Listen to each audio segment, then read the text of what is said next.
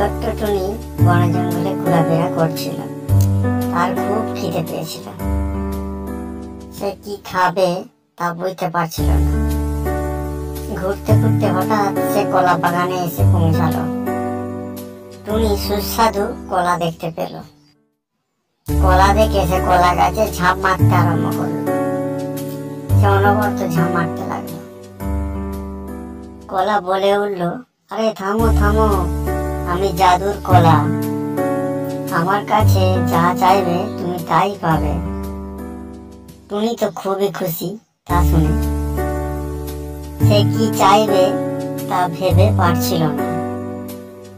সে হঠাৎ বলে উঠল, আমার লেজ যেন খুব বড় হয়ে যায়। টুনির লেজ খুব বড় হয়ে গেল। টুনির মনে খুব আনন্দ। সে কি করবে তা ভাবতে লাগলো, লাফাতে লাফাতে।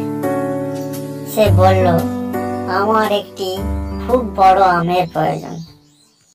সঙ্গে সঙ্গে একটি বড় আম তার মাথার উপর পড়ল। খুব ভারী আম তাকে নুইয়ে দিল। তারপর বলল কলাকে যে আমার আর আমের প্রয়োজন নেই, আমি আগে যেমন ছিলাম আমাকে সেরকম করে দাও। সঙ্গে সঙ্গে সে আগের মতো হয়ে গেল এবং লাফাতে লাফাতে তার বাড়ি চলে গেল।